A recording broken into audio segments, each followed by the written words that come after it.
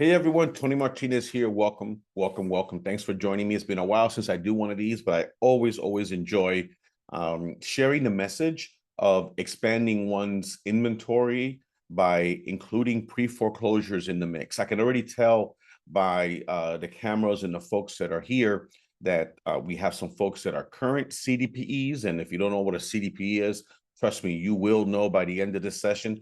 And we have some folks that maybe are thinking about getting into this niche. My goal is really simple when I do these. I try to keep them to no longer than an hour. I mean, I put an hour and 15 minutes just in case we get a ton of questions, but I can usually convey my message pretty quickly. My motivation is super simple. Number one is I'm trying to wake people up. I'm trying to wake agents up that there is a light at the end of the tunnel out there if we're willing to step outside our comfort zone. I want to share some actual content. I know that a lot of these Zoom events are like a sales pitch the entire time.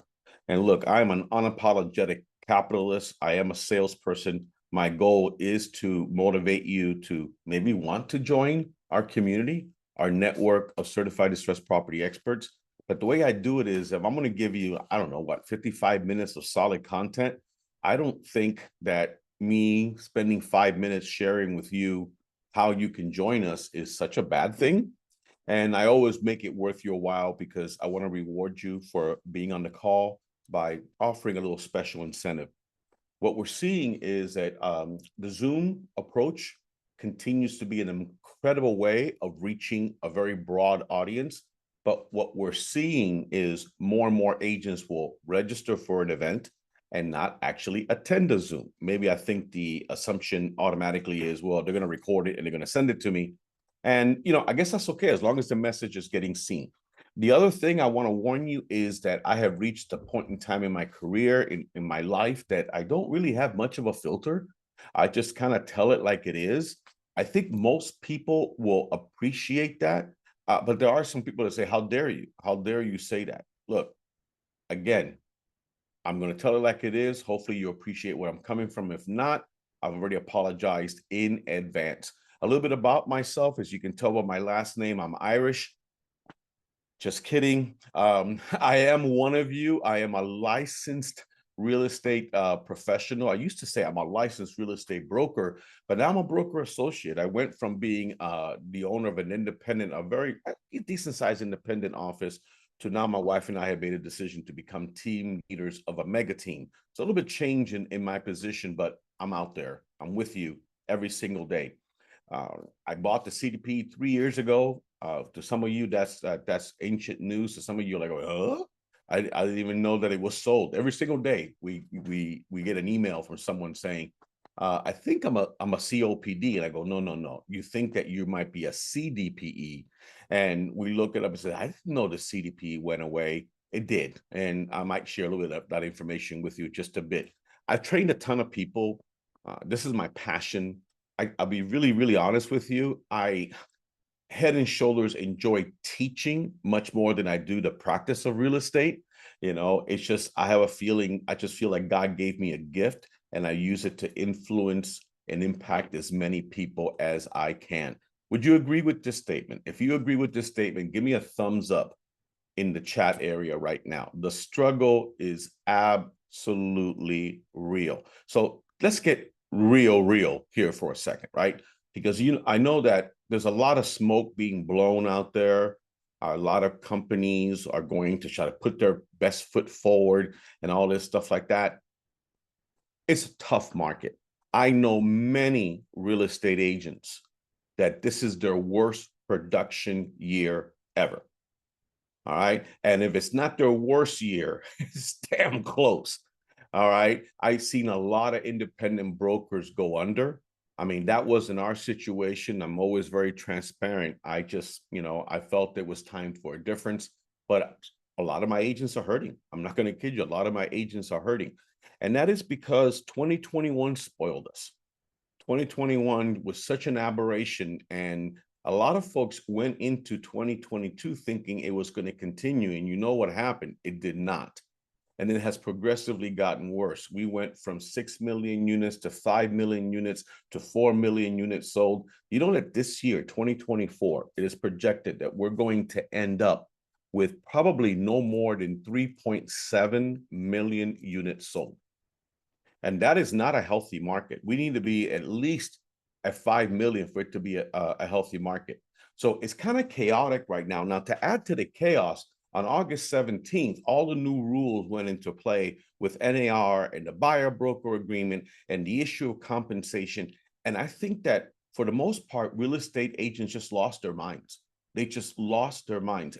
We saw people just saying, I'm out, I'm gone, I can't handle this. And I saw that just about all of the training that was made available by every company and every board and everything was so focused on the buyer broker agreement. And I get it. And it's a part of me that said, but if they don't ever have any customers, if they never have any deals, they're not even going to need this. I think that we can never lose sight of the fact that the thing that we have to do more than anything in this business is prospect. We have to always be prospecting. You got to feed that funnel. I have a term for it. I call it feeding the beast. That beast has to be fed every single day. If you don't, it doesn't matter how knowledgeable you are about the buyer broker agreement, the compensation, you're not going to be sitting across the table from someone. During this chaotic time is an opportunity for certain agents to rise up and just eclipse the rest of the market. As Sun Tzu said, in the midst of chaos, there is also opportunity. This is what I've been trying to get across to my team. Yeah, it's tough right now. Yeah, you're outside your comfort zone. You're having to learn something new. But if you can just get out of your own way, you might actually be in a better position than you ever were. Now, this statement is going to tick some people off, or there may be some people that say, I'm with you, brother. But I think that we started the year off with 1.6 million realtors. Now, you understand that that's just people that are members of the National Association of Realtors. There's got to be about I've heard numbers as high as 3 million licensees in the country. So 1.6 million realtors. And now that number's gone down, I think, to about 1.5. You know, I really expected us to lose about 200,000 agents before the end of this year. And who knows, we still may. But I still think we may be a tad oversaturated when it comes to the number of real estate practitioners in the industry. And it makes it tougher when you have only 3.7 million units being sold and you have 1.5 million realtors. It makes the number of transactions per year very, very difficult. Now, how about this? Whether there's 1.5 or 1.6, here's my main issue here. There's too many general practitioners in the industry, too many general practitioners. We're trying to be all things to all people. And this has been the biggest message that I've been on now for, I think, at least over a year, ever since I launched my Riches and Niches conference. And let me ask you a question. Now, let's see who can get this right in the chat. What is the main difference between a general practitioner and a specialist? Can anybody give me a simple answer to that? They specialize in a certain area. What was that? They specialize in a certain market. Yeah, that would, if we were playing, what's the name of that game where the things spin and it says which one was number one and which one was number two? It's going to be up there, but that's not the number one reason. Anybody else want to try? Thank you. Shonda, winner, winner, chicken dinner. They make more money. So here's the thing. I'll prove it to you, or you prove it to yourself. Next time you go to a doctor's appointment and everything else, just walk through the parking lot. You know, you're probably going to see some Mercedes and you're going to see some Beamers and everything else. Pretty safe to say that those might be doctors, and chances are they're general practitioners. Now, what if you come across, I don't know, a Lamborghini, right? Or a Ferrari? I'm thinking that's a heart specialist.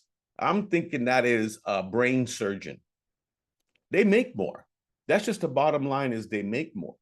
But what's happening is our industry is more concerned with quantity than they are quality. And I've been there.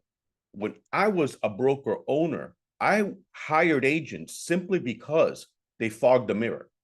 I mean, that was it. If they could fog a mirror, when can you start? Because you know why I was so consumed with saying I have 200 agents? I have 240 agents. It felt good. It was an ego thing.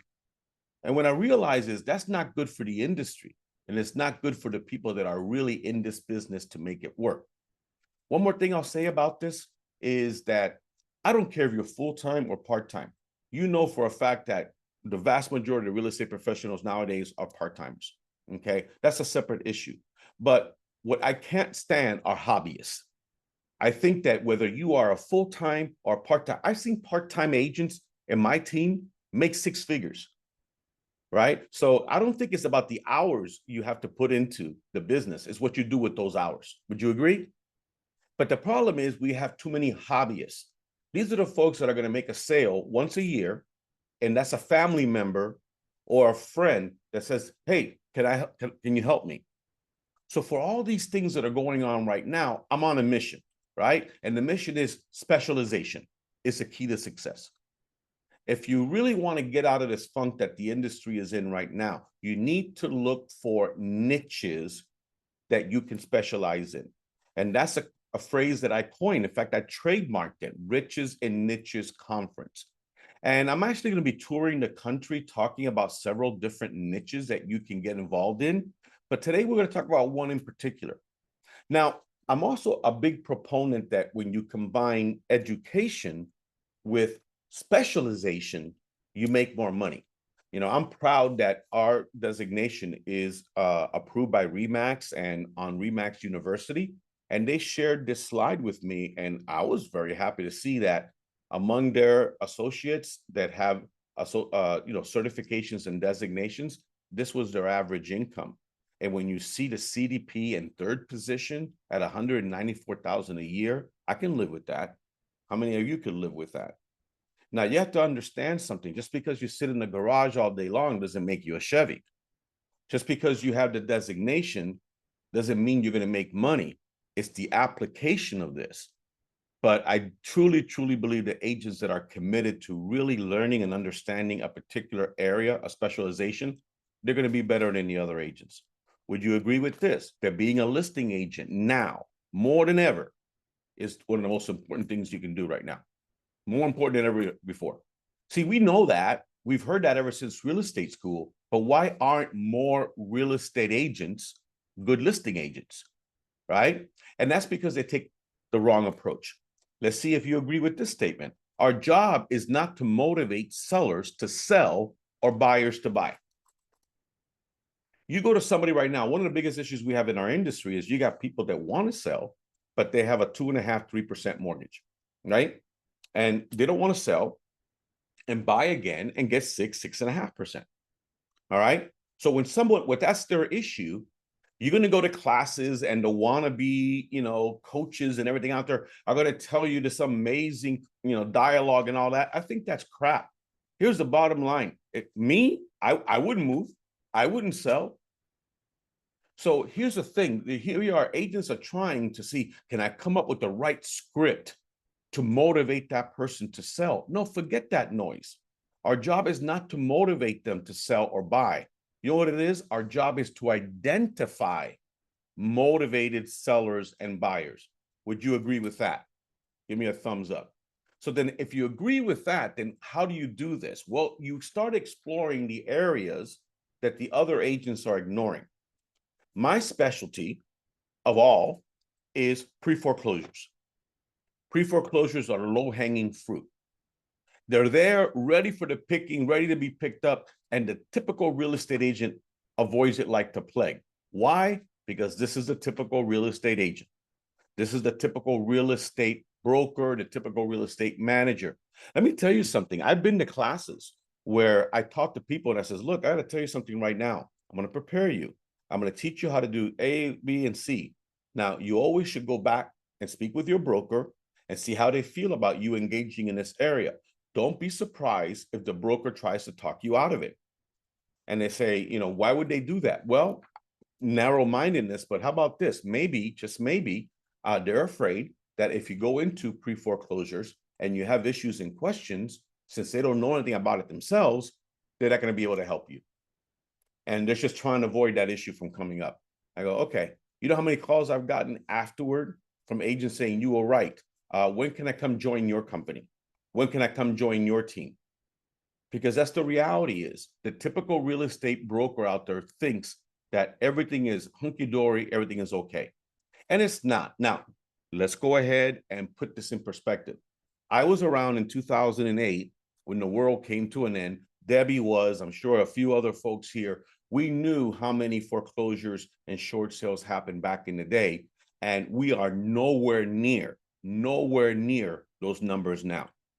All right. I got to tell you something. I did make some mistakes. I'm the first one that owns up to mistakes. See, I don't answer questions like politicians. I actually answer the question.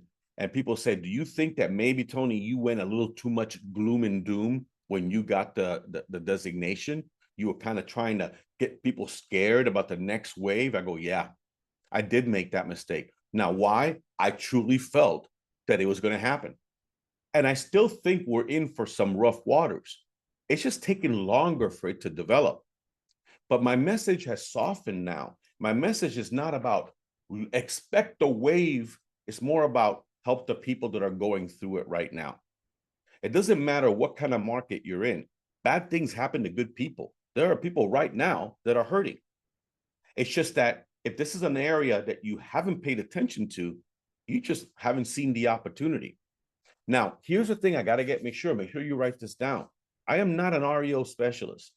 I know REOs are part of the game. REO, real estate owned. These are properties that have been foreclosed. I mean, there's some excellent training available there. A friend of mine, Bubba Mills out there, has an amazing REO class. But here's my job. You know what my mission is? To avoid REO at all costs. Because when REO happens, that means that the homeowner has lost the home to foreclosure. Now that homeowner is going to be exposed to a lot of different difficulties and negative situations going forward. I'll talk about those in a bit. If we can accomplish the following, if we can help them exit with dignity, this is what it's all about. So what does that mean? Well, let's go back a little bit more. The CDP has always stood for, can you help the people stay in their home? Can you help them stay in your home? So here's the thing. If you have no desire to help someone explore all the options that are available to stay in their home, and all you care about is getting them out of that property and making a commission on it, please take somebody else's course. I don't want you as a CDPE. What we really should be doing is, what have you explored? What have you done? Who have you talked to? Now, the reality is most people, by the time they reach out to one of us, or one of us has reached out to them, they're way past the point of no return. There's not a whole lot that can be done, but write those words down. Exit with dignity, because if we cannot help them stay in their home, then we can at least help them exit with dignity. So what does that mean? If they have equity, it's a regular sale and they can preserve as much equity as possible. That's what Debbie was talking about. This is the biggest difference between now and 2008. Then, for every 10 foreclosures, I gotta say 7 were underwater, and it was almost automatic that anybody that called you and said, I'm needing help, I'm losing my home, you could almost just assume they were underwater and they needed a short sale. You can't make that assumption now. Nowadays, it's different. See, people are losing their jobs. See, I don't want to go into all those numbers today. I used to do that. I would go through all these stats. You look it up and find out. Because at the end of the day, the difference between a recession and a depression is as follows, okay? When your neighbor loses their job, that's a recession. When you lose your job, that's a depression. All right, just keep that in mind. And what's happening right now, and it gets buried. I mean, we're in political season right now. Every ad, every talk, everything is about the election. But you know what's happening behind the scenes? Layoffs, people getting their hours cut, and what happens is, sadly, we're a nation that doesn't save money. We have never been known as savers. I'll give you some stats. You might want to write these down quickly. About 62% of Americans live paycheck to paycheck. Now think about that. Paycheck to paycheck. Any single interruption in a check throws everything off. All right. Now it gets worse, because there was a time in this country where if you made 150 grand or more per year, that was considered good. And I'm messing with you. It's still pretty good. But how is it that I don't know, 33% of folks that are making $150,000 a year or more are living paycheck to paycheck. How about this? They did a survey. Hey, if you had an emergency expense of $1,000, do you have it sitting in your savings account? Only 40% said they did. Now, you know about these paycheck advance places? How many folks never make it from one paycheck to another? They almost have like their own parking space waiting for them because religiously they're going there every week and the interest rates are insane. What else is going on? People are still spending money like drunken sailors. Our credit card debt is way over $1 trillion right now. Our consumer debt is in excess of $20 trillion right now. People are paying 20, 25, 30% interest rates on their credit card. Car loan defaults are at an all-time high and growing right now. Credit card defaults are starting. I think we're in for some rough waters. So here's the plan, right? The plan is we're not going to focus on what's going on in the nation. We're going to focus on what's going on in your market. You're going to get really hyper-focused in taking a look and see just how many foreclosures are taking place in your area. Now, what's key is pre-foreclosure. Once it's an REO, once the bank has taken it back, unless you are the servicer's duly appointed agent, that is not a potential listing for you folks. When a property is in pre-foreclosure, that means that the owners are still in possession. They're still in the deed. They have the authority and the right to hire whomever they choose to list that property for sale. Our job is to look up the public records or through other means, identify who's in the foreclosure process right now, and reach out to them and do everything we can to present options that can help them avoid that foreclosure. You guys feeling me? That's what it's all about. And that's where the opportunity is. So this is a meme I had to create because it really was difficult for people to understand that you could be sitting on $300,000 worth of equity right now. And if you lose your job tomorrow, so what? You can't access the equity. And I tell you something right now, I may be proven right in time. I don't think we're as equity rich as people believe we are. And I'll tell you why. Americans have been using their homes as an ATM card now for 3 or 4 years. You know, remember when interest rates were really, really low and everybody and their brother refinanced once and twice and 3 times? They weren't just doing it for rate and terms. They were pulling cash out as well. And then when those went away, HELOCs came back. Remember? Home equity line of credits? Now those are back. And you know what else is back? No, that's a wrong term. What is that term? Oh, I'm having a senior moment right now. When Debbie will know the answer, when you work out something with the bank in order so that they can take the amount that is owed and put on the back of the loan. Forbearance. God bless you, Shaniqua. Thank you. Forbearance. Man, so I just had a moment there. It was forbearance that actually motivated me to buy the CDPE. And let me tell you why. You guys remember when COVID hit, right? And COVID hit and everybody was out of work and everybody else. There was a period of time there where we didn't know what was going to happen. And the government offered people the opportunity to not make their payments. And most people said, okay, I mean, if it's not going to cost me any money and it's not going to go against my credit, let's do it. And if it wasn't for 6 months, it became 12 months, it became 18 months. And over 8 million people took the government up on their offer. That was when I realized, holy cow, how many of these folks are going to be under the impression that they never had to pay that money back? And tell me yes or no right now, if you are encountering situations right now where forbearances are coming up and people didn't even know that they owed 30 grand. Or a partial claim mortgage. Let's say that they did an FHA modification several years ago. And the part that wasn't paid was added as a secondary loan on the property that's only due when the property is sold. partial claim mortgages. All these situations are happening, folks. I'm not making this stuff up.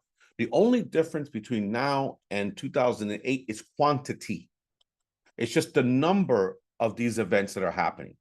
So here's what I want to do.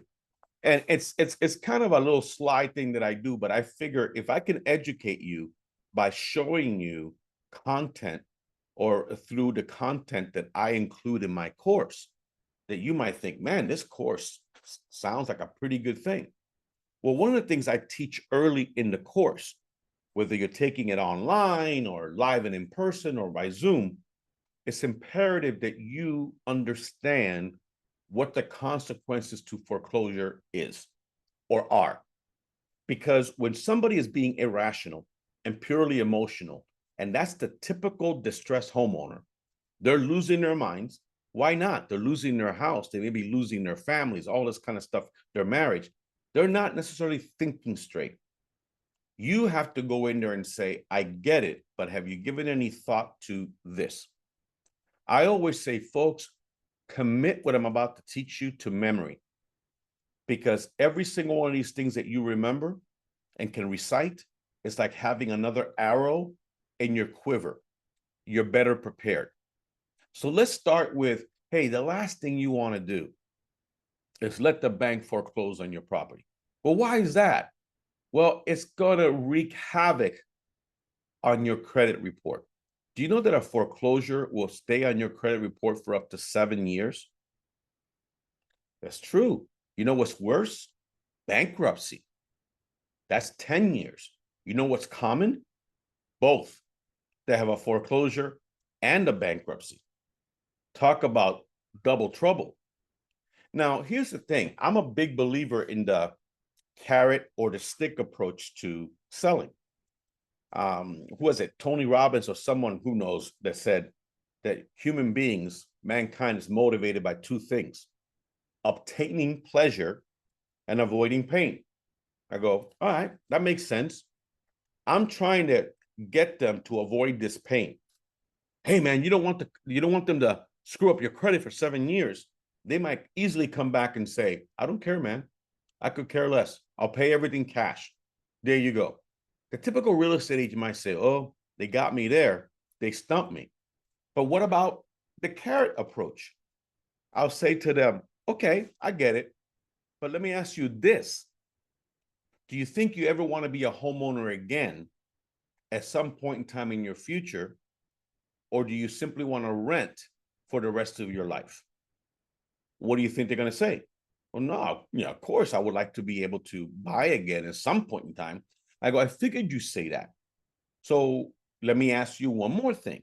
Would you, A, want to live with the restriction of not qualifying for a traditional loan for 5 to 7 years, and you put emphasis on years, or if you let me help you through a short sale, you might be able to buy again in as little as 2 to 3 years. This is dialogue. This is what we're missing in our industry. Conversation, right? I'm not saying that every dialogue is going to work every time. There is nothing like that on the market. But if you don't say it, you'll never know. You need to become familiar with these, rebuttals. Once you are in foreclosure and you have a foreclosure on your record, everything else, it's like you have to disclose it for the rest of your life. Next time you go in to apply for a home loan, it's going to say, have you ever had a foreclosure or a deed in lieu? So it's not like, have you ever had a foreclosure in the past 7 or 10 years? No, it's like, have you ever had a foreclosure? I don't know about you, but I don't like my stuff out there. I'm not the kind of person that walks into a party and say, hey, yo, everybody, I'm going through foreclosure. You guys want the details? No, I'm kind of like more private than that. All right. And credit scores. Well, why is this important? Because then everything you're going to pay for going forward is going to be more expensive. From your car insurance to your home insurance, you name it. And you know what could also happen is, let's say you have a job that a certain credit score or higher is required. You can get fired. So in addition to all your issues right now, you lose your job.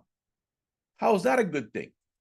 Speaking of employers, when the situation is that you have multiple people applying for a position, most employers now feel that the best way to narrow the selection down is just run a credit check, run a background check.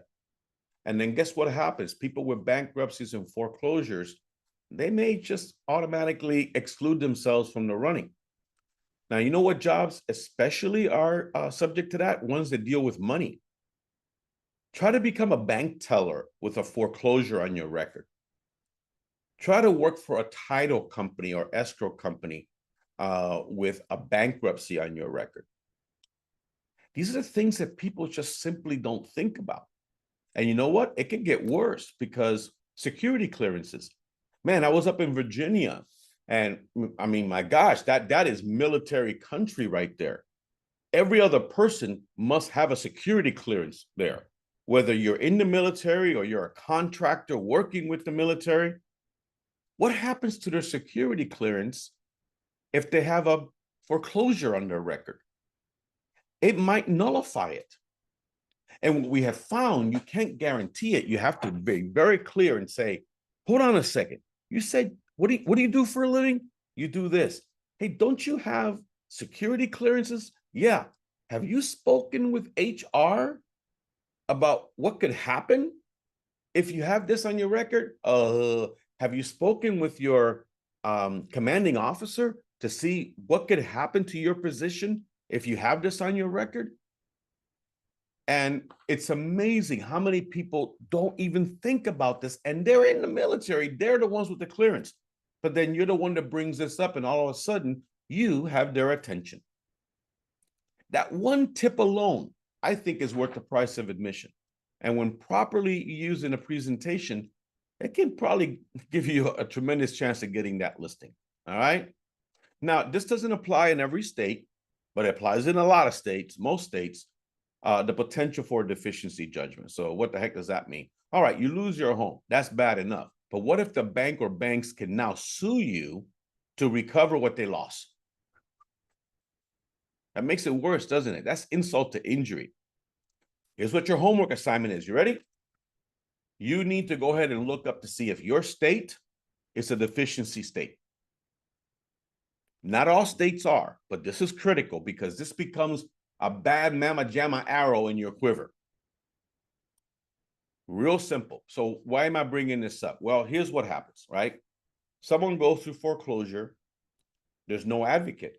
There's nobody fighting for them. There's no real disclosure of financials, right? Foreclosure comes and goes, and the bank might think that this person was pulling a fast one. And the bank might say, maybe we can go after them for some money, because they do have access to your credit report and they see that you drive a Beamer and your payments are current, and you own a boat and your payments are current, and you go on vacations and those didn't seem to be interrupted, but what you didn't do was make your mortgage payments. All right? So do this homework assignment. You find out if you have potential deficiency judgment, and what are some contingencies? Like, does it apply to a certain type of foreclosure? And the deadline? Florida is absolutely a deficiency state, and it used to be that they had 5 years, 5 entire years to go after someone. Now it's different. Now it's 1 year. If you're not sure where to find this, and I'm sure if you Google it, you will find it, talk to an attorney, a real estate attorney in your area, or a title company or escrow company in your area. Now, let's reverse this. Let's say I'm trying to get this person to avoid foreclosure. They're underwater, and I'm trying to do a short sale. Well, the only way the bank is going to approve the short sale is for that borrower, that seller, to disclose their entire financial situation. If they are a true candidate, an ideal candidate for a short sale, they will not be in any type of position to make these payments going forward. They're probably in the red every single month, and probably have zero to very little money in savings or assets. Now, 99% of short sales on primary residences, the bank will waive the right to go after them. They will basically say, okay, you've proven to us that you can't make the payments, we'll take less than is owed, and we will forgive the rest. That is a huge difference and a huge selling point. Okay. Now, short sales, if not properly negotiated, may not necessarily include the waiver of deficiency. You have to be, excuse me, knowledgeable enough to make sure that that is a provision that's included in the closing docs or the settlement letter. If you're working with a negotiator that's taking care of that for you, you need to be on the same page with that negotiator saying, hey, have we asked? Did we get it? If we didn't get it, why not? Because now I have to explain that to my sellers. Any questions on that? I'll pause for a second and take a look at what's happening in the chat here. Okay, Excuse good me, answers Tony. here. Yeah. Can you go back to the last slide, please? Sure. Hold on. Thank you. Second. Yeah. Okay, Thank Debbie wrote, then there was a 3-year moratorium on no foreclosures. Yeah, you're right. You know, so I was at a STAR conference deal, and I think, oh my goodness, was it Virginia or something, or it might be Tennessee? There's some area there that still has a moratorium in place, which is insane. You know, I can't even imagine this many years after COVID that someone could still be living in a property that they're not making their rent payments on or their mortgage payments on. But the moratoriums, by and large, for 99.9% of the country, those are gone now. That protection is gone. If people were to ask me, do you think we'd ever get those to come back? No. I mean, I've seen crazier things happen, but I can't even think about how this is even remotely constitutional, that you could have the government saying, you as a private citizen, you don't have to worry about collecting the money that people owe you. So I think some crazy things were done during COVID that are not going to be repeated again. Any comments or questions about what I just covered as far as the consequences to foreclosure? You don't worry, you can unmute yourself and speak up. Let's hear Shaniqua. According to bankrate.com, all states allow deficiency judgments, except yes. You know, what happens is that there's two types of foreclosure. There's judicial and there's non-judicial. The next homework assignment you have is to find out what your state is. Now, for example, Shaniqua, in Florida, we're 100% judicial. All foreclosures have to go through the courts. Now, states like California are both judicial and non-judicial. And the one that's most popular in California is non-judicial.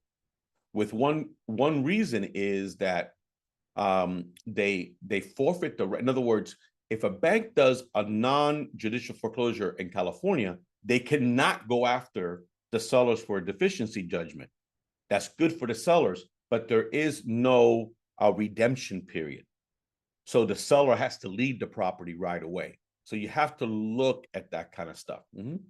At pre-foreclosures, I was told Virginia is not a great state for pre-foreclosures. I haven't heard that. Now, you just happen to have Virginia people on the call here. Here's the bottom line. You probably have some nuances in your state, but the bottom line is it's usually the same thing. They default, right? That means that 31 days have passed and they haven't made their mortgage payment.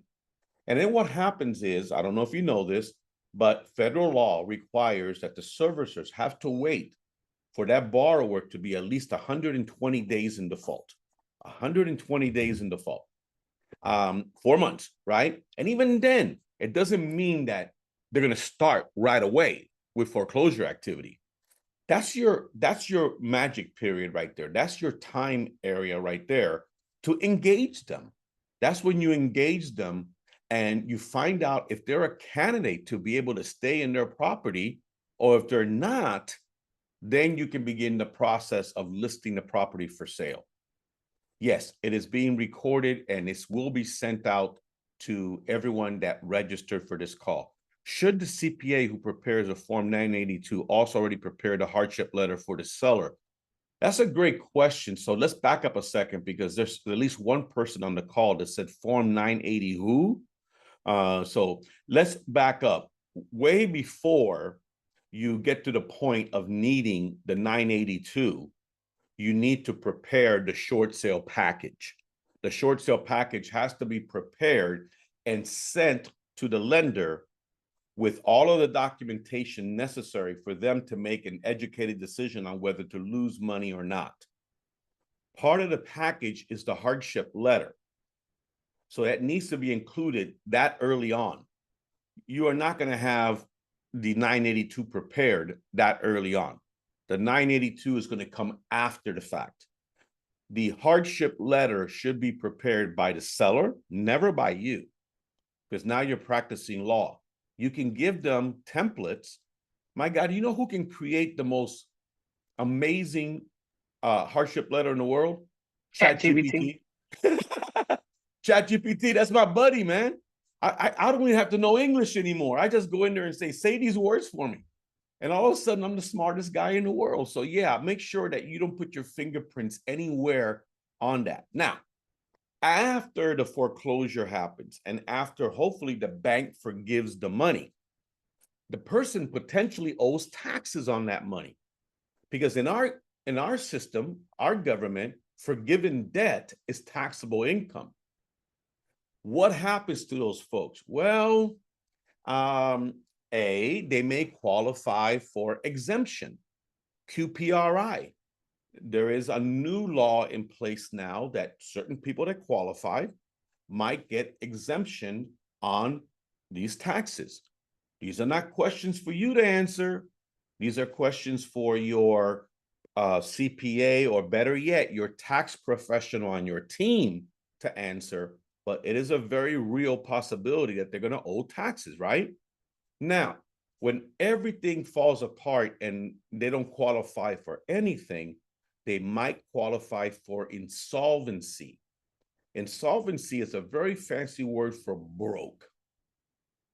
And so what happens is they meet with a tax professional, and if they are good candidates for insolvency, then that tax professional will prepare Form 982.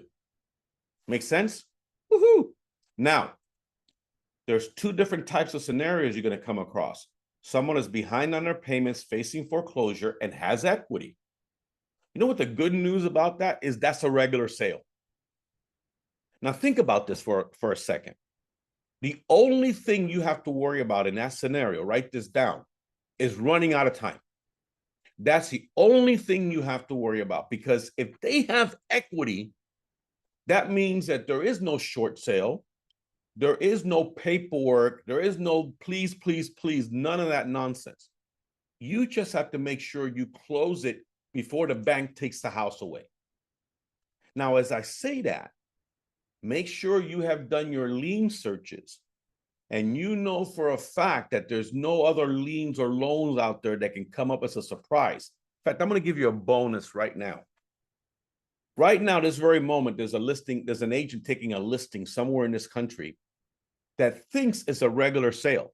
They think it's an equity sale. And then they're going to find out later that the people are underwater. Why? Because they have a forbearance. Because they have another lien against the property that they totally forgot about. Remember the words of the great President Reagan: trust, but verify. You don't believe anybody. You always verify. Now, that's it. I don't think I can explain it any simpler than that. You just got to make sure you list that property, you sell it, and you get it closed. Now, there's other things, of course. What happens if they come to you 3 days before the foreclosure date? Well, yeah, I cover those scenarios in the class, because now you have to go into foreclosure prevention, push that date back mode. And there's strategies for that we cover. Now, what if they're underwater and there's a potential for a short sale? That's what I cover in Module 9. So let's take a look at this. The first thing they need in order for them to be an ideal candidate, write those words down. Ideal candidate is they need to be in a hardship position, which is essentially a material change that has taken place from the time they took out the mortgage until now that prevents them from paying it back.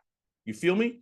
So let me ask you this. If a beautiful young couple buys a 1-bedroom condo, and at the time that they bought it, everything was great. They could afford it. They qualified. They closed. 5 years later, they got 14 kids. Now, is that even possible? Well, you know what I'm saying. So what happens is they got a lot of children and they don't have a lot of room. They're thinking, man, I got to get out of this house and go someplace else. Well, believe it or not, that's not considered a hardship.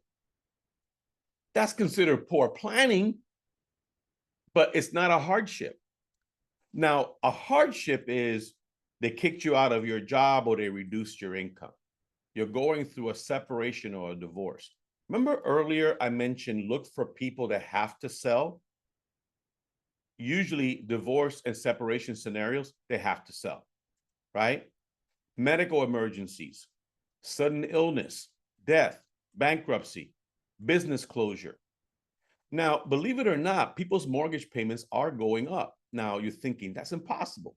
This is not 2008 anymore. People don't have adjustable rate mortgage. Well, contraire, mon frere, they do. Adjustable rate mortgages are back. There are people that took out adjustable rate mortgages 3 years ago that are resetting now and can't afford it and going into foreclosure.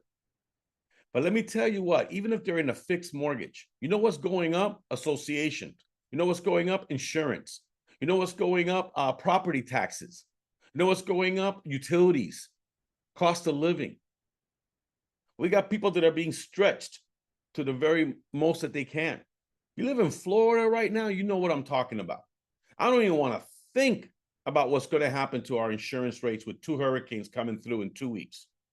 It's insane. Plus, we got the law that went into effect, is going in effect, where associations have to have reserves. And now you got people that are being given assessments of $100,000, $200,000. You know, how much are you going to be able to sell that condo for? This is very real stuff that we're dealing with that's driving people into this. And we talked about the hardship letter scenario. So that's number one. Number two, there should be a monthly income shortfall. What does that mean? That means that there's more month at the end of the money. If every month they have enough money coming in to pay all their bills, including their mortgage, what's the hardship? Are you kidding me? What do you think the bank's going to do in that scenario aside from laugh in your face? No, that's not a hardship. The ideal candidate, every single month, more goes out than comes in. And now, let me tell you something. The bank doesn't trust, but they certainly verify.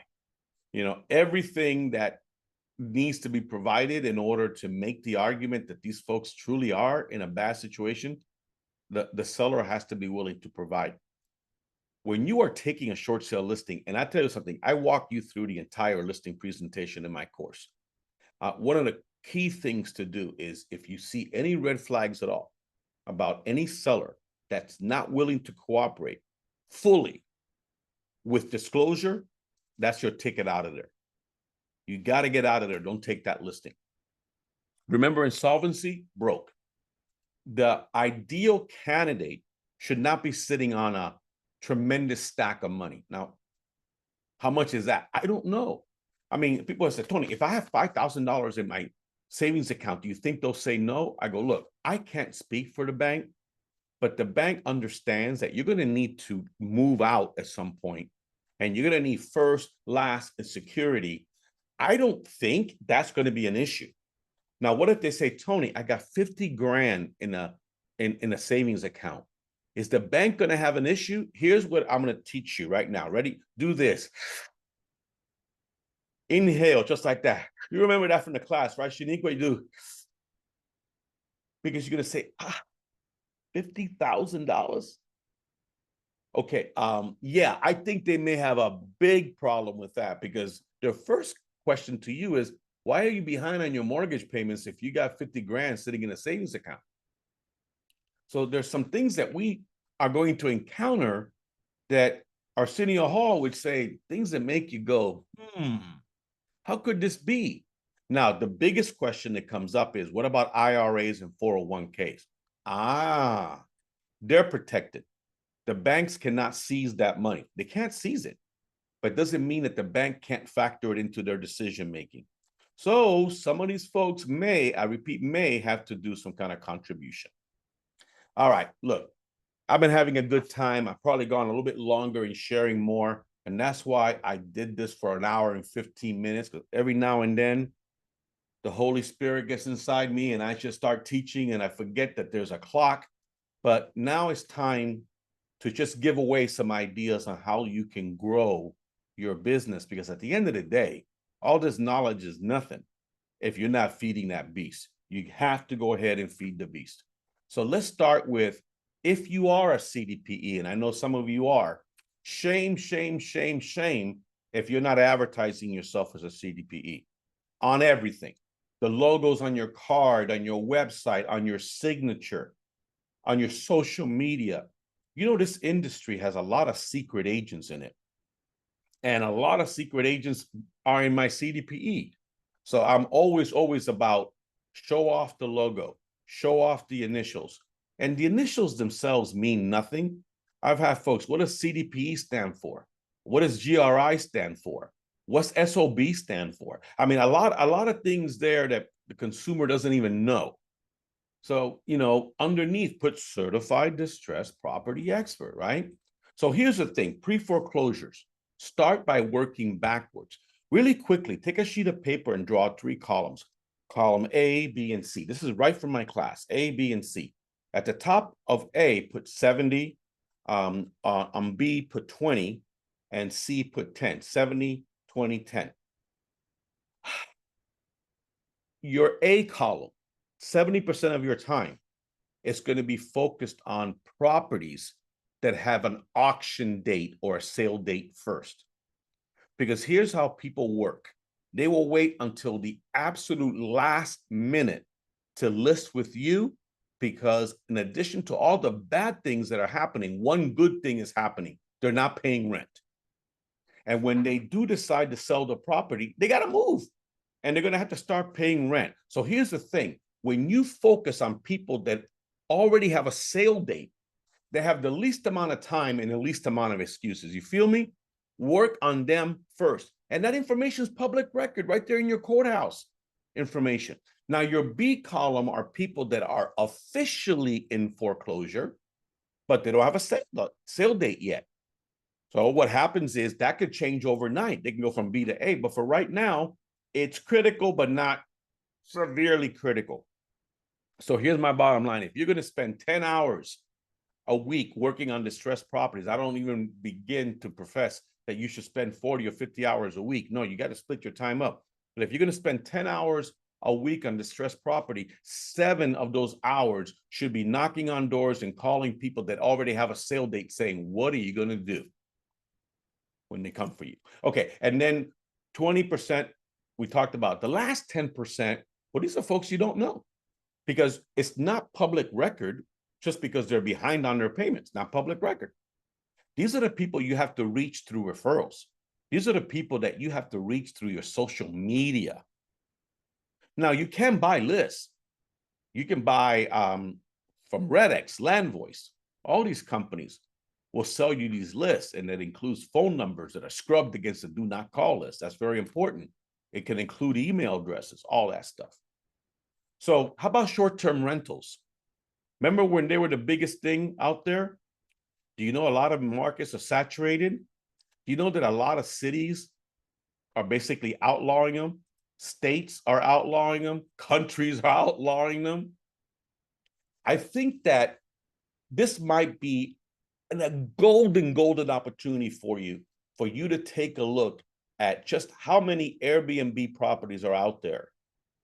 And then the people that bought them 3 or 4 years ago, they were making a killing.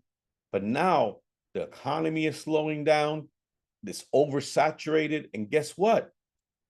They took out loans, very aggressive loans that were based on the amount of income that was going to be generated from that property. Those are subprime loans for investors. Now they could be in trouble. I think that's a golden opportunity for you. You know, another golden opportunity for you, reverse mortgages. All these seniors that took out reverse mortgages 117 years ago have been living in the property all this time. They've already taken every ounce of equity plus, 10 times more than that out. When they have to leave the property, either because they go into assisted living or moving in with their kids, or when they pass away, the heirs either have to buy that property or sell it. But what if it's underwater? Reverse mortgages are one of the closest things to a guaranteed short sales you can imagine. Now, here's the thing. I interviewed an expert on this, an amazing negotiator, Ophelia Sierra, and agents were blown away with what she was sharing. But you missed it. You weren't there when I did it on March 26th. But that's okay. It's recorded. And my members have access to that recording right now. All you got to do is just go into the resources area and look it up. This is the kind of stuff I give you, as much training as I can, but this is a golden opportunity. Okay. Now, I'm a big believer in addressing big audiences. So I'm trying to get more and more of my CDPEs to put on Zooms or webinars for foreclosure prevention. Because you can reach your entire state, right? Now, what do you think the biggest challenges are when I go to someone and say, hey, you got to do your own class. You got to do your own seminar. People are going to say, I don't even know how to promote it. Well, what if I gave you a sample like this that you could download, and you go into Canva, change whatever you want to change on it, but at least you're not starting with a blank sheet of paper. Oh yeah, that's cool. Notice that I call it Foreclosure Prevention Virtual Workshop.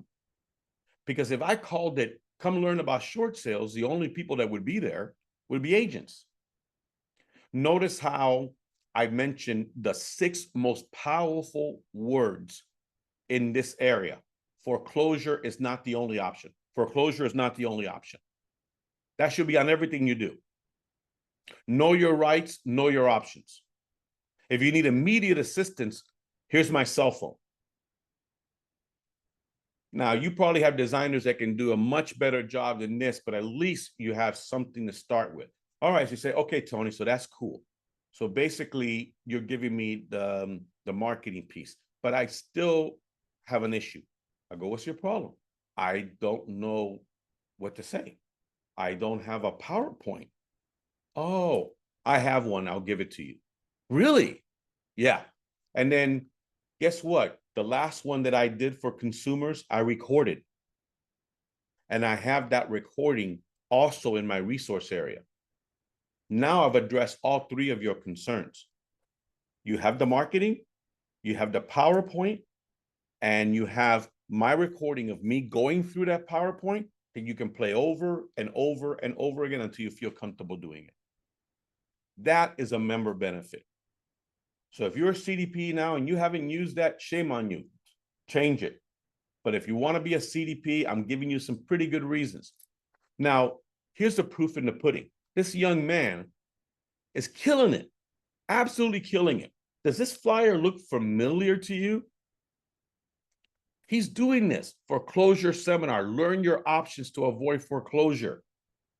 And he is aggressive, man. He's got Thursday, he's got he's doing, oh, you know what? I like this. He's choosing to do them during the week.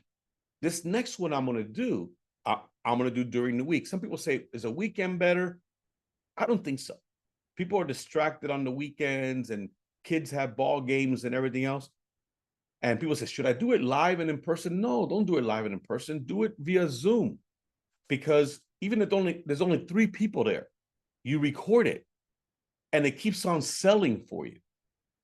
So this guy's killing it. Now, you know where you can connect with this guy? We have a private Facebook group. So as a CDPE, you get to join that and you get to interact with people and you get to write to Daniel and say, man, I'm so impressed with what you're doing. You mind sharing? Now he shared with me, well, basically he posted. He said, I'm closing my first pre-foreclosure listing since joining this group. I've done a few in the past, but I'm more knowledgeable about the process and offer the seller alternative options prior to listing. The seller opted to sell and exit with dignity. I have another under contract, 1 short sale active listing, and 2 distressed property listings coming soon. That's the proof. Tammy wrote, awesome, I would like to know more about your webinar. He wrote, Tony's got it covered. I'm giving it to you. I think if you have a heart to serve, you get rewarded 10 times over. It just whether you call it the golden rule, karma, whatever, I just feel when you have a heart to serve, it's going to work out for you. I do believe very strongly that mine is one of the most rewarding niches out there. Not only can it be exceptionally profitable for you, but super rewarding for you. Now, the CDP, we're not new. We started back in 2008. We grew to be the largest of its kind. At one point, we had almost 50,000 members, blah, blah, blah. But guess what? It was shut down by the original owners in 2020, and I bought it in 2021, and I brought it back. So it's privately owned. We are not part of NAR, any of the associations. Some of the best training available to realtors are private certifications and designations. That's what the CDP is. Now, how can you take it? Online on demand. That's the easiest thing. You do it at your pace. You got a year to complete it. You can do it at 2 in the morning, 7 a.m., doesn't matter. So online on demand is one option, okay? And it's thorough. I go through all these steps. Now, every now and then I do a live and in-person one. If you are in a leadership position where you're at, let's say you are a broker owner, like the last one that I did was in Glendora, California, where my good friend Rudy brought me out there. We worked out a deal. I said, Rudy, if you can get me this much, I'll fly out there and I'll teach the class. I think we ended up like having 75 people in the room. If that's you, if you are a high-ranking person or have contacts at your association of realtors or something, talk to them. And here's what I prepare you for. Associations are like, yeah, but is this NAR? And you say, it doesn't matter. It's good. It should be about member choice. It shouldn't be about politics. But you can hold the key to getting me out there into your market and teaching this live and in person. The one drawback to the online on demand, there's no Q&A, right? There is when I'm in front of you. Now, everything I've been talking about, we sell every day for $4.99, and that includes the first year's membership. It's not just a course, it's a membership. But I don't want you to go away. I'm going to give you a deal in a second. I have a Zoom one coming up. Now, this is the best of both worlds. Because when I do a Zoom, it is live, me teaching it, but it's virtual. And this can be from anywhere in the country. My next one is going to be split up over 2 different Mondays. Monday, October 28th, with the balance November 4th. All right. So what we do is I start at 1 p.m. Eastern. Remember, this is Eastern time. So it'll be 3.5 hours on the 28th and 3.5 hours on the 4th. That is the best of both worlds. All right. Now, hold on. Here's your deal.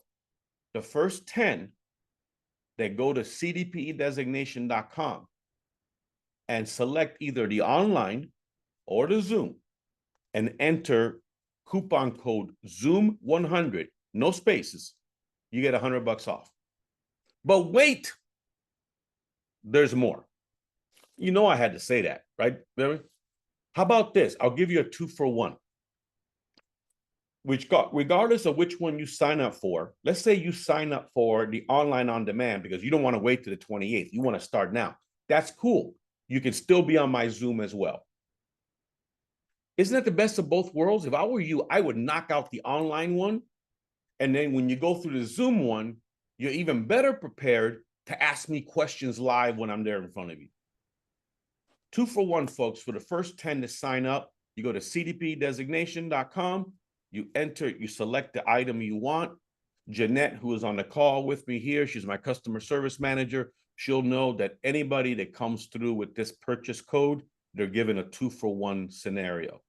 Okay. Now, once you're in as a member and you graduate, you get your certificate. First thing I tell people to do is share it, put it on your social media. Your membership is good for 1 year. How much is it going to cost you after that? 27 cents a day. I only charge $99 a year to remain active for everything I give you. And I still get agents complaining. I go, come on, people. It's been $99 for 15 years. I have zero motivation to raise it because I know times are tough out there. So the first year is included with the $3.99. And then after that, it should be easy for you to stay with us. You're going to be given access to the online resources. When you log in, you'll be able to access where it says CDPE resources. And that's where you get to have fun, folks. That's when you go into this back office. I got scripts. I got the logos. I got the homeowner presentation, which includes the PowerPoint, which includes the PDF for you to use for your class. Under coaching videos, I have different recordings of events that you've missed, like the reverse mortgage one, like me teaching the foreclosure prevention. All of these foreclosure resources are available to you. You can become a member of our CDPE members only group where there's great information. Pros like Debbie are on there, always willing to contribute and share information. This is members only. You have to be a current CDP to join. You can be part of our Find a CDPE map. We're getting a lot of CDPEs that are sending referrals to other CDPEs. This is not for consumers. This is agent to agent. But it takes you about 2 minutes to submit the information to us. And within 48 hours, sometimes within minutes, you are findable, reachable by other CDPEs. And now I even throw in some group coaching calls where once a month, every 60 days or so, I'll bring a guest speaker. I'll take a topic on and say, hey guys, free of charge. Let's get on a Zoom and let's talk about this. Okay. So there you are, folks. That's my story and I'm sticking to it. What I'm going to do now is check for any questions here. Yeah, Debbie, I think you probably have done well on the referral side, right? Because people see you contributing and they go, man, if I'm in Chicagoland area, she's my gal. Okay, Jeanette, thank you. She's posted that. Debbie has 3 distress sales going on right now, 1 short sale, 2 equity sales, and closed 2 already this year. God bless you. Okay. Despite the negotiator assisting on code violations, should they also assist with county property liens? Now, here's the thing, Jose. There's different negotiators out there that do different things. Okay. There are individuals that will negotiate. There's companies that will negotiate, whether they're local or national. That becomes part of your interview process. You ask them, what do you do? There's some that will do soup to nuts. They do it all. And there's some that say, no, I'll work with the first, I'll work with the second, with a third, I'll work with the association, but I'm not doing IRS liens. I'm not doing those. Those are just the questions you need to ask. And then there are specialists in any market that do all that. Okay, so here's what I'm going to do. I'm right on time. Thank you for giving me this opportunity. I haven't done one of these in a while, and this is kind of like fires me back up because I enjoy this and I enjoy seeing the lights go on and people realizing, yeah, becoming a specialist is the name of the game. So I hope you've enjoyed this. Remember, the first 10 are going to receive the $100 off and the 2 for 1. Diana says, I signed up for the course you're offering in Broward. Is this the same class? Yes, it is. But the one we're doing in Broward is the course only, not the designation. And if you have any questions on that, that's a hybrid class that I'm doing in my backyard. Call our office. Jeanette can post a phone number or email support@CDPE so we can explain how that works. Okay. All right, folks. So I'll send the recording out, if not late today, early tomorrow. Don't be shy about sharing it with others in your sphere of influence or office that need it. Maybe share it with your broker, your team leader, your association of realtors or something. And let's do this. Maybe we can get some live in-person classes going for 2025. God bless you all. Thank you for being on here. Please, please, please stay safe. Take care. Bye-bye.